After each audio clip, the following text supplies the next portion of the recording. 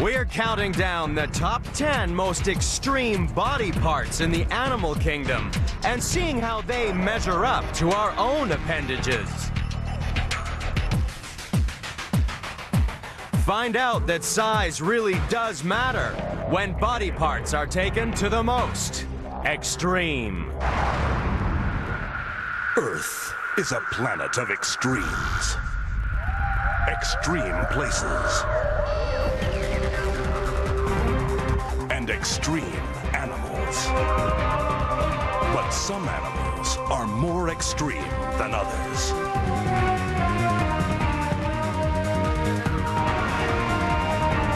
Join us as we count down to find the most unusual and the most extraordinary on Animal Planet's The Most Extreme.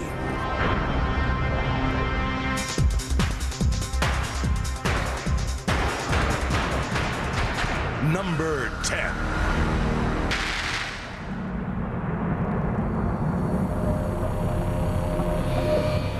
Our countdown of extreme body parts starts cooking in the scorching heat of the Sahara Desert.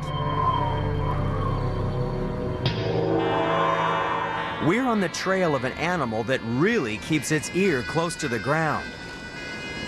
It's the fennec fox.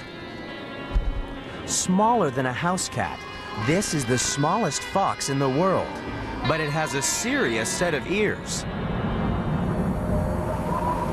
The fennec fox is number 10 in the countdown because those enormous ears really are all the better to hear you with. They act like furry satellite dishes, funneling the smallest sounds into the eardrum so that even on the darkest nights, the fox can target the tiniest creatures creeping over the sand.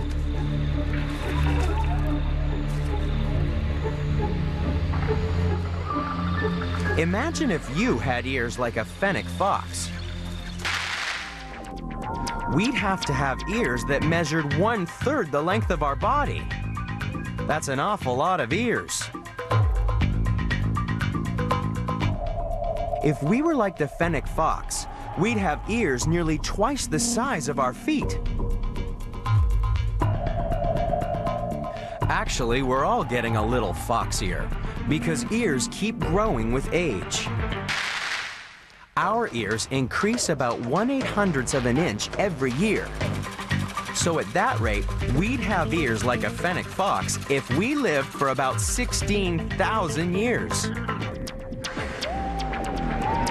But not all ears are equal.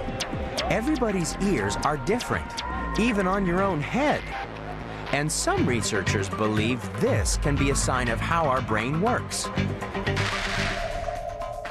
A group of Russian scientists measured the differences in length of people's left and right ears. They concluded that if your left ear is slightly longer than your right, it indicates you might have analytical abilities associated with the sciences. If your right ear is longer, you might have a tendency towards the creative aspects of the arts. The theory is the difference in ear length is thought to reflect which side of the brain is dominant.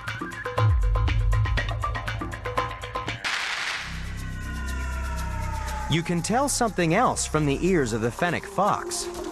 For big ears have another function in the desert, as biological educator Paul Hahn explains. These guys, despite their small size, have the largest ear-to-body ratio of any canid. Canids are animals like dogs and wolves and foxes. Well, they have adaptations in their ears that allow them to dissipate heat. And we like to joke around and say that they have ear conditioning.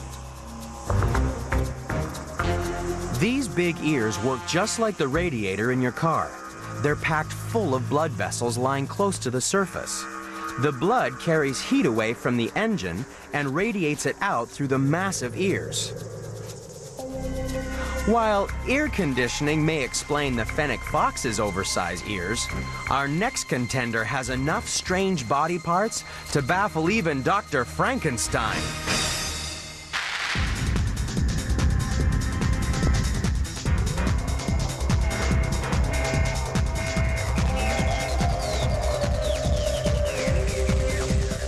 Number 9.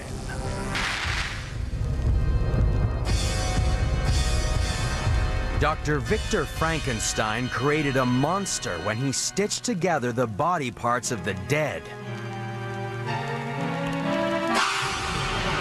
While number 9 in the countdown is no monster, it is such an extreme collection of body parts that it could have come straight from Dr. Frankenstein's laboratory. All you need are the 4 webbed feet of an otter, 1 paddle-like tail of a beaver, and the beak of a duck. Put them together, and what have you got? Oh, it's alive! It's alive! It's alive! It's alive!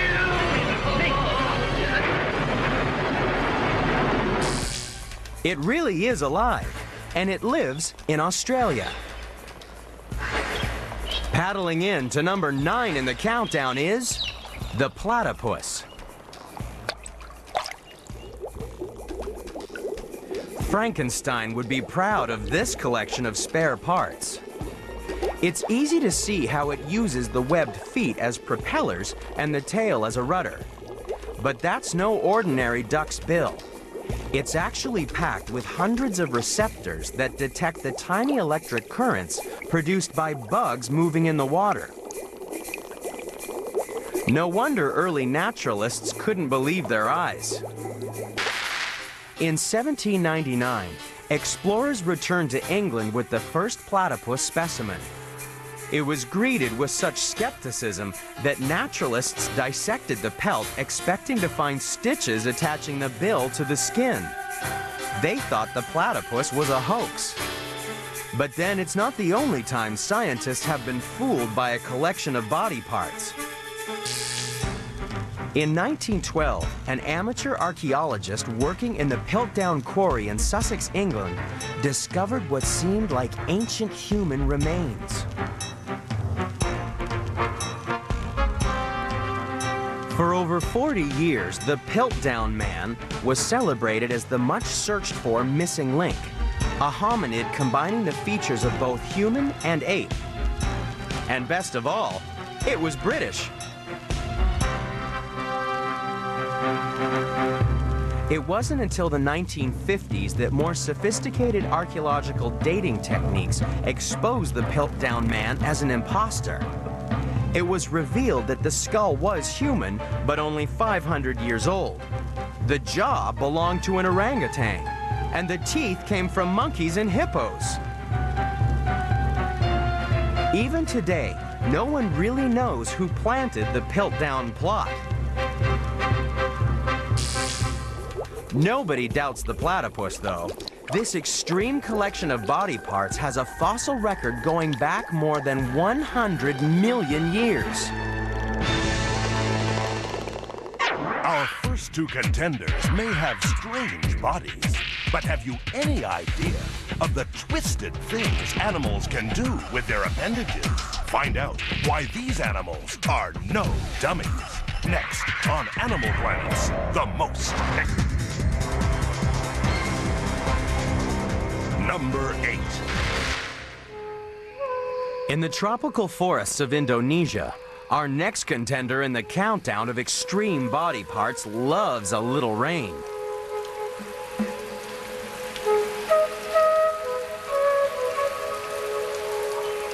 Lots of rain means lots of mud, and that's great for the secretive animal that's rolling in to number 8 in the countdown.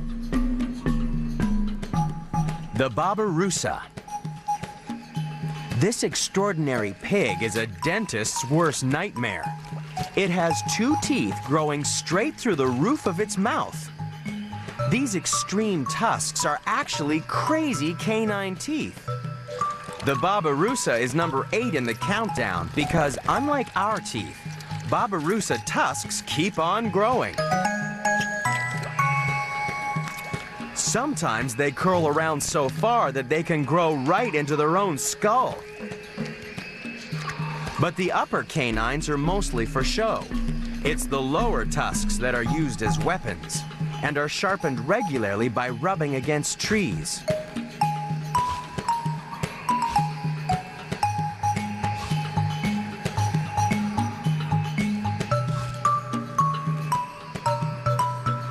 Luckily for babies and females, being armed to the teeth is a guy thing. It must be really uncomfortable having a mouth full of such extreme dentition. How would you like to have foot-long canine teeth growing out of the roof of your mouth?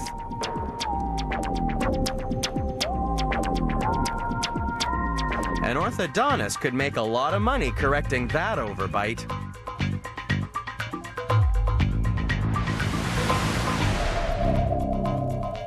While our canines may not be as impressive as a Babirusa, they're still the biggest teeth in our mouth. But compared to the rest of our primate cousins, our canine teeth are very small indeed. That's because male apes use big, sharp canines for aggressive displays and as weapons to defend themselves. When humans expose their teeth, sometimes it can be a sign of happiness.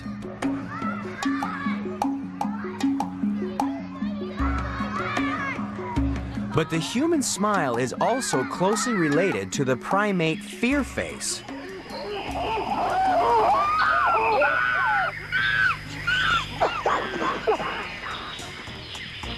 A public baring of teeth is the chimp's way of declaring it's scared. So, next time you're on a roller coaster, take a look to see if the humans are happy or if they're wearing their primate fear face.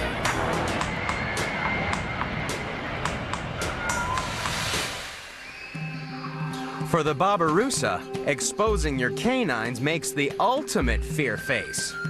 One look at that extreme dentition is usually enough to scare away any rival males.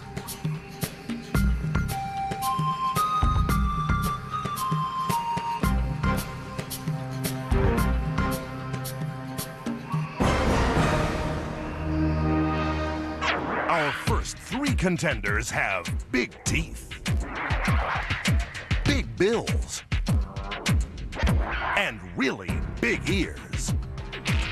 But coming up, could this be a real-life Bigfoot? Find out next on Animal Planets.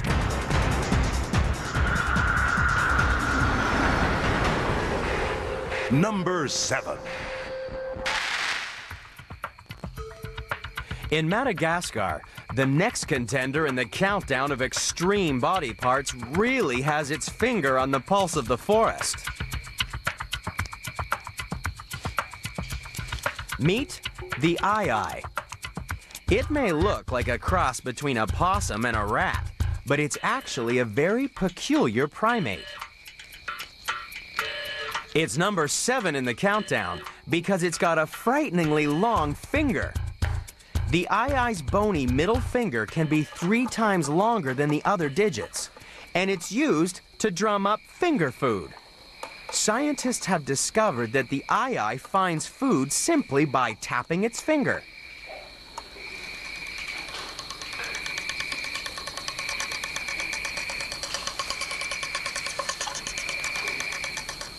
Those big floppy ears are listening for the difference in resonance between the solid wood and the hollow tunnels filled with juicy grubs.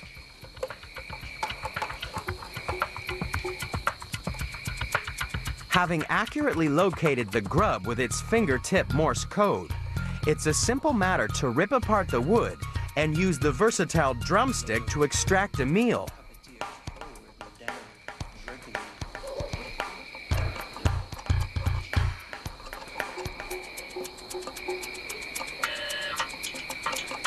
The aye-aye may be blessed with an extremely useful digit, but in Britain, there's one woman whose dramatic digits are a bit of a curse.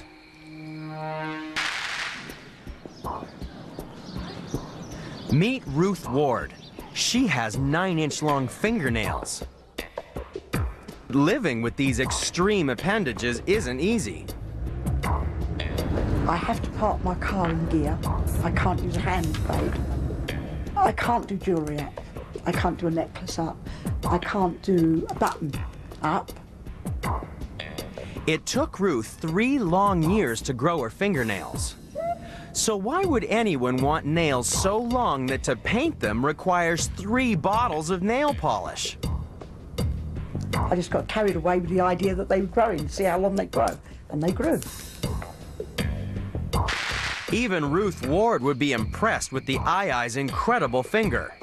Although it's lucky she hasn't seen the next contender, because then she might have been tempted to grow her toenails too.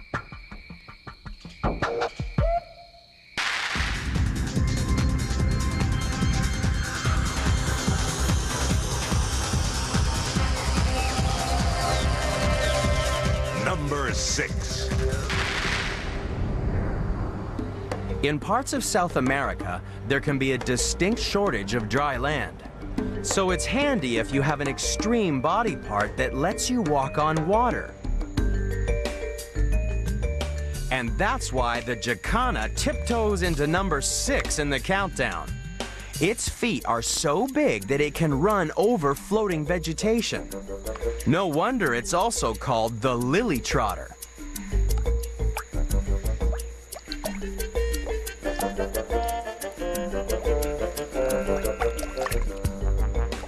Imagine if we had feet like a Jacana.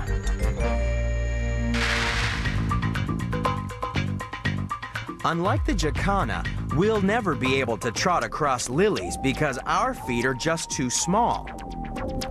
Your average foot is only 15% of the total length of your body. But if we had feet like the Jacana, they'd be well over 3 feet long.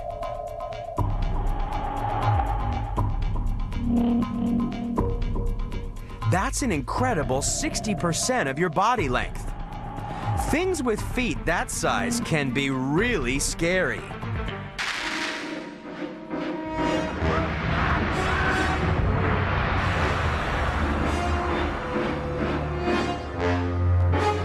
Bigfoot is one of the great American legends. Hundreds have searched the forests of North America for evidence of this giant ape-man. But apart from sightings of very large footprints, undeniable proof of its existence has yet to be found.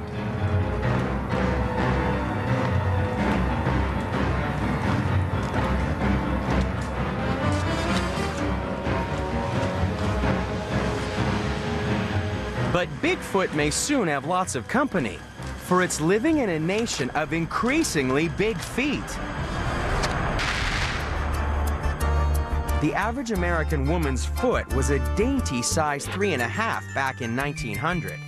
But over the years, thanks to an improved diet, American women grew bigger and taller, and their feet kept pace. Now the average woman's foot is a stylish size 8.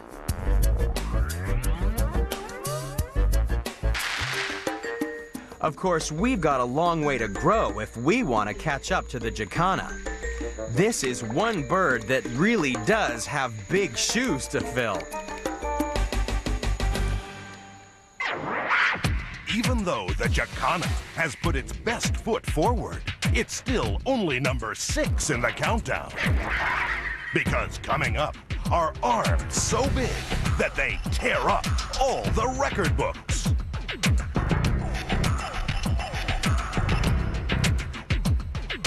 That's next on Animal Planet's The Most Extreme. Number 5. The next contender in our countdown of extreme body parts never has to work out. And yet not even the strongest muscle man is a match for the most amazing arms in the natural world. You find them a long way from Muscle Beach. They're more at home in the sticky ooze of tropical mudflats. Crawling in to number 5 in the countdown is the fiddler crab.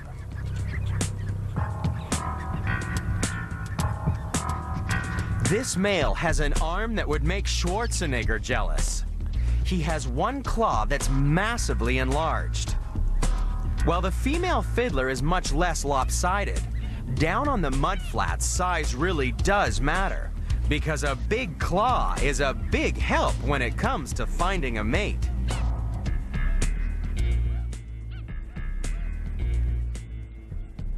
Different species of fiddler crabs have different colored claws, and they spend a lot of time waving them around. This is both an invitation for the females to mate and a challenge to rival males.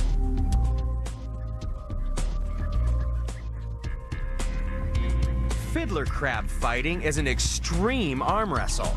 But in the human world, owners of the biggest biceps fight it out on stage.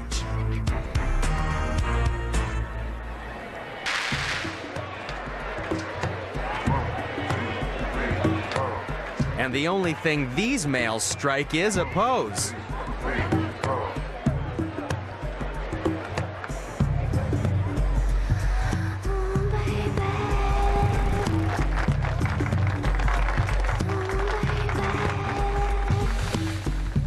Bodybuilders can bulk their biceps until they're twice the size of the average male's arm. In fact, the best muscle men have arms that are bigger than the average guy's thigh.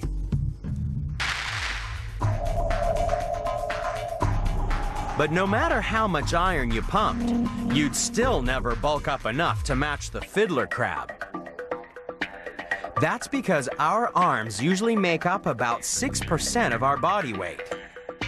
If we were fiddler crabs, we'd look very different. Our arm would be 10 times bigger. No wonder the fiddler crab has trouble carrying around that huge appendage that weighs 65% of its body weight.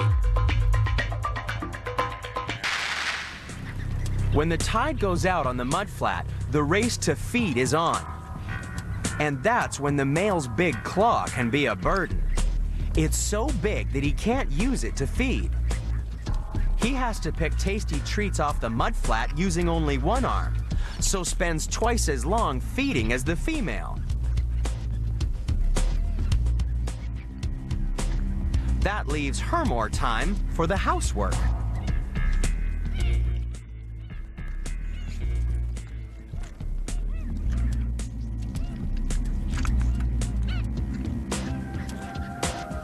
Sometimes it's not easy being a guy.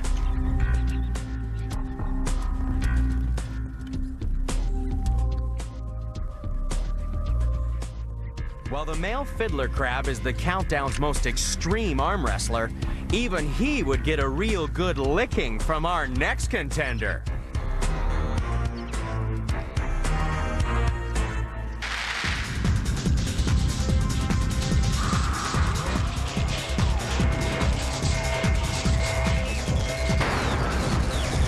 Number 4. In the grasslands of Brazil, wherever there are termite mounds, you can be sure to find our next contender. For termites are one of the favorite foods of the giant anteater.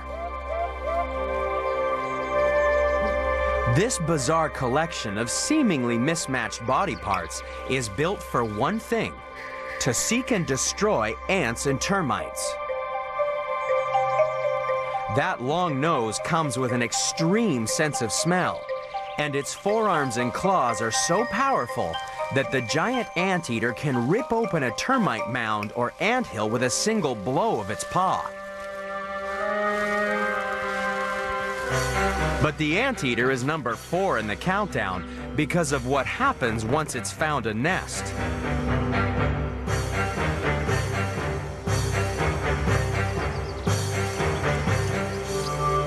The tongue of the anteater can be over 2 feet long. It's covered in sticky mucus and can be poked down a termite tunnel 150 times a minute. This extreme body part puts our tiny tongue to shame. The average human tongue measures about an inch from tip to lip. But this tongue belongs to the human equivalent of the giant anteater.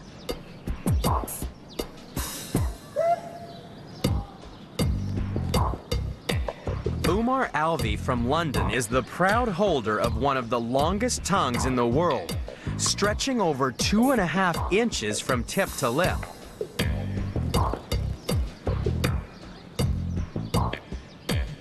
Umar's long tongue provides endless entertainment for his friends. But no matter how you measure it, his tongue's still no match for the giant anteater. Licking up to 30,000 termites each day gives the giant anteater an unexpected advantage in the struggle for survival. It's developed a tolerance to the normally toxic formic acid found in its diet of ants and termites. This poison accumulates in its body, which means that few predators could stomach an adult anteater. But baby anteaters are still tasty because they haven't eaten enough toxic termites. That's why they hide on top of mom's back until their amazing tongue has helped them to lick all opposition. So far, we've seen anteaters getting tongue-tied, crabs lending a helping hand, and jacanas putting their foot in it. But what is the next contender? Is it really a giant sucker? Find out next on Animal Planet's The Most Extreme.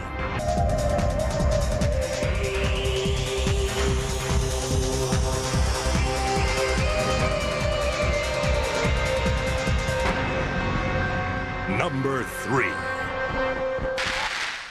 Better watch your back, because here it comes. Could it really be the next contender in our countdown of extreme body parts? A tidal wave of terror engulfs the screen as a raging monster from the dawn of creation attacks the world of man.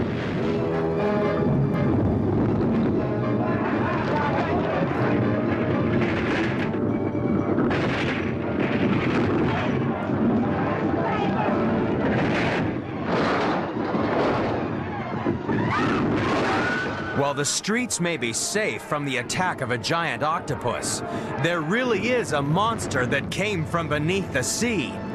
And it's number 3 in the countdown. Meet the giant squid. Its monstrous body parts have baffled scientists for centuries. Most of what we know of these enormous animals comes from specimens like this that were found dead on the shore. That's because a living giant squid has never been filmed. And so we have to imagine what they're like in the wild.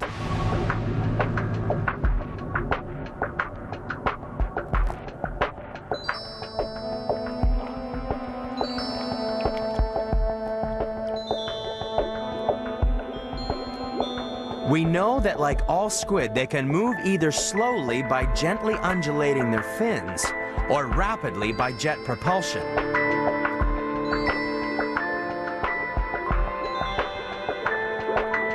We also know that they hunt using their tentacles and a parrot-like beak that crushes their food into tiny pieces.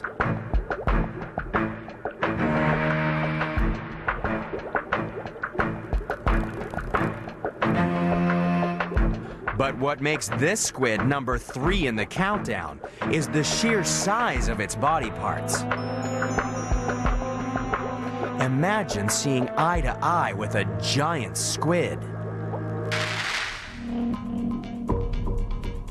It's not hard to see why these animals were once thought to be monsters.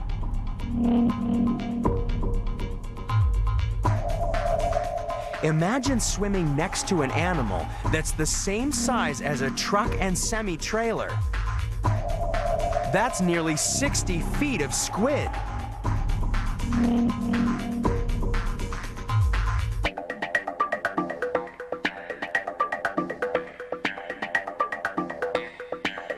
So it's no surprise that this giant has the largest eye on the planet. The squid's eye has a 15-inch diameter, making it about the size of a large beach ball.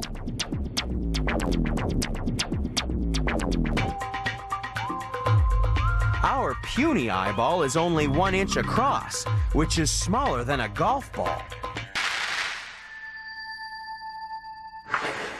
Despite their relatively small size, human eyes are packed with some sophisticated technology. Lining the back of the eye is the retina, which lets us see the world as a pattern of tiny dots, just like a newspaper photograph. That's because the retina is made up of specialized detector cells, all 125 million of them.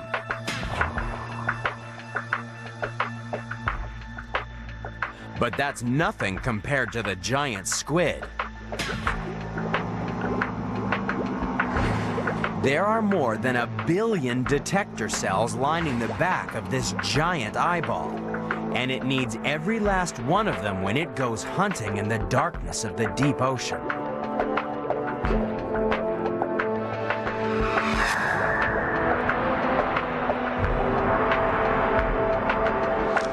By watching this arrowhead squid in action, we can get an idea of how the giant squid hunts.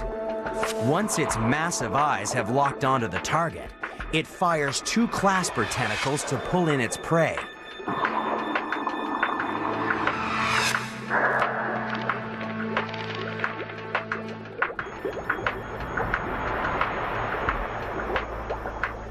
Scientists believe that giant squid live on a diet of fish. But perhaps it's lucky that we've never delved too far into the deep.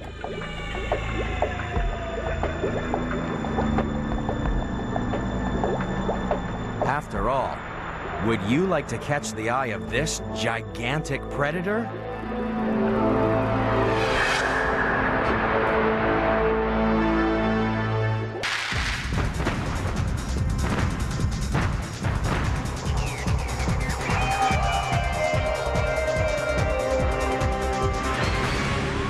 Number 2.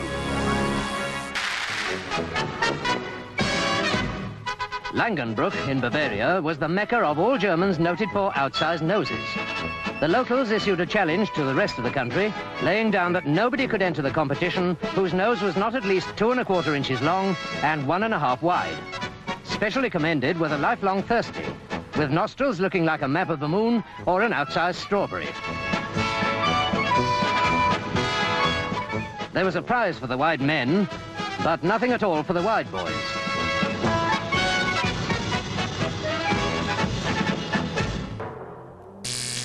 In any schnozzle competition, there's no doubt that the elephant would win by a nose. And it's this extremely versatile extremity that leads the elephant into number 2 in the body part countdown. This is no ordinary nose. It's actually a complex array of over 100,000 muscle units that have the combined strength to lift enormous loads. And yet the trunk is capable of movement so delicate that it can be used to paint masterpieces.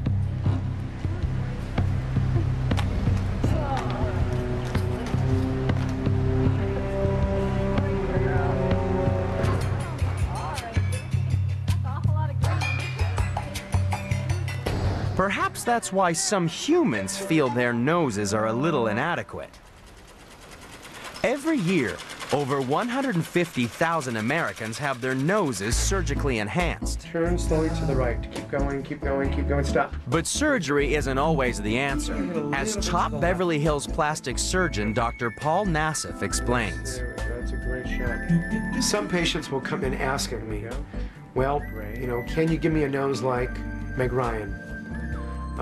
Or can you give me a chin like Ben Affleck? Or they'll bring in photos of their favorite actress, actor, model, and say, I want this nose. It happens all the time. But in most of these scenarios, we can't do that. If we do something like that and take a nose completely on somebody else and put it on another person, or make those same features, it might not work with the face. What has bothered you the most? I don't like the bump here. I don't like the way it curves and kind of seems to hook down. And as I'm getting older now, I know that to look young, I need my nose to be a little, how do we say this, a little perked up. Okay, let's take a peek at the computer before and after here. See, before, after, Before, after. I didn't know my nose could look that good. So I'm Fantastic. really, really excited. But you look great anyway. Everything is facial symmetry. So we have to really do what fits the face. So if we want to change something, improve it, we have to make it go along with your face. The nose of the elephant fits its face so well that it would never opt for surgical modification. How could you hope to improve on a body part that's as useful as the human hand? The two finger-like projections on the tip of the trunk are so nimble they can pick leaves from tall trees and pluck grass from the ground. But this is also a hand that smells. Some scientists claim that the elephant's sense of smell is one of the most acute of any mammal. It's said to be able to smell water 12 miles away. And when an elephant gets to the water hole, there are plenty of other uses for that incredible trunk. It can suck up more than a gallon of water at a time and then become either a shower nozzle or a drinking fountain. It's not easy learning to drive such an extreme nose. Jumbo Jr. will need several years to completely master its trunk and all its uses. But not even the elephant's extraordinary appendage is the most extreme body part in the countdown. We've seen the 9 contenders. They're the best of the best. Only one animal is a more extreme collection of body parts. It's number 1, and it's coming up next on Animal Planet's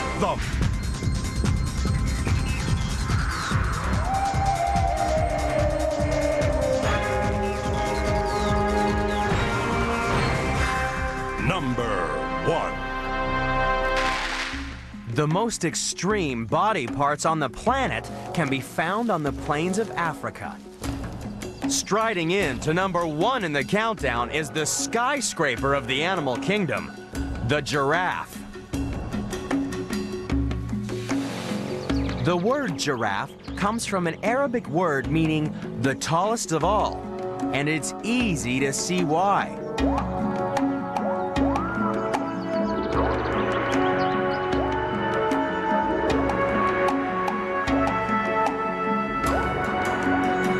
The world's tallest animal has some seriously stretched body parts. Its legs alone are taller than the average man. Its neck is even longer, giving it a great view of any potential predators in the grassland. Having a head for heights also means that the giraffe can feed in places no other grazers can reach. Even its tongue is enormous, for plucking branches like a miniature elephant's trunk covered in sticky saliva.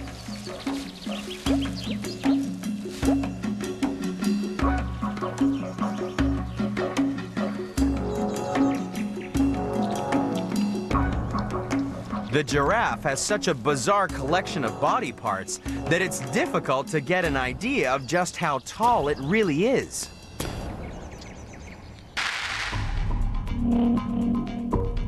Imagine meeting a human as tall as a giraffe. He'd be 3 times taller than the average man. That's a towering 19 feet high. Every basketball coach in the world would love a player tall enough to lean on the backboard. If we were built like giraffes, we'd have another neat trick. With a 20-inch tongue, we'd have no trouble cleaning our ears.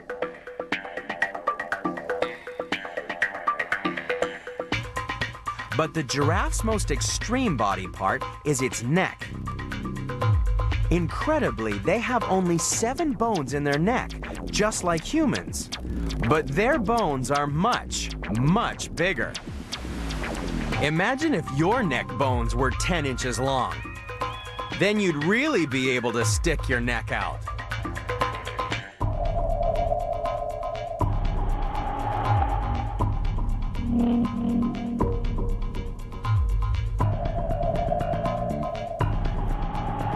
living with a 6-foot-long neck isn't easy. If you think negotiating the muddy fringes of a water hole on stilts is tricky, just think of the difficulties involved in getting a drink of water.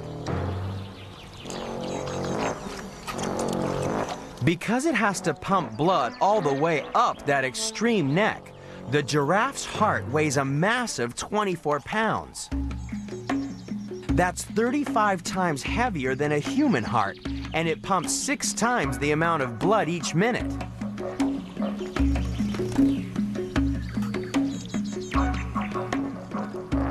If it weren't for the special valves in the neck controlling the flow of blood, the giraffe would pass out from the rush of blood hitting the brain every time it bent over for a drink.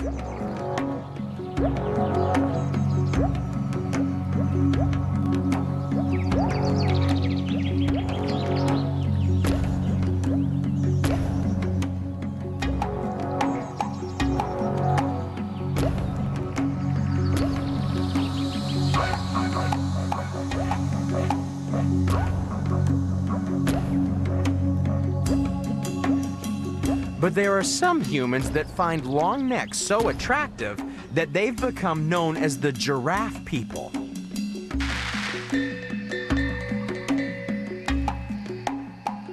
In Southeast Asia, women from the Karenni ethnic minority elongate their necks by fitting them with brass rings. The rings increase the distance from earlobe to collarbone up to 10 inches. That's more than double the average length of the human neck. The rings work by pushing down on the rib cage. This makes the body shorter, so it looks like the women have longer necks. The rings are said to be not as uncomfortable as they look. The only danger is if they're removed, because the neck muscles are so weak, they can no longer support the head.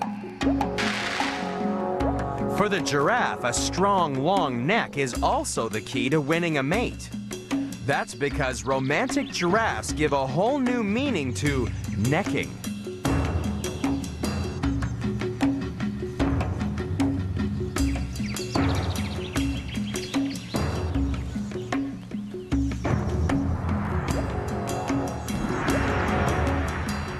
Bull giraffes use their extreme necks as weapons.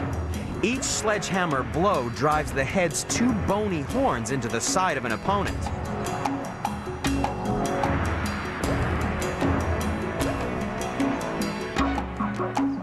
It's no surprise that such an extreme collection of body parts should find such an unusual way to settle disputes.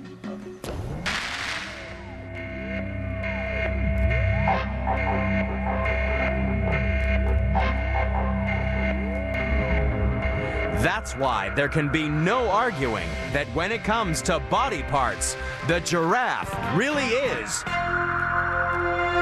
the most extreme.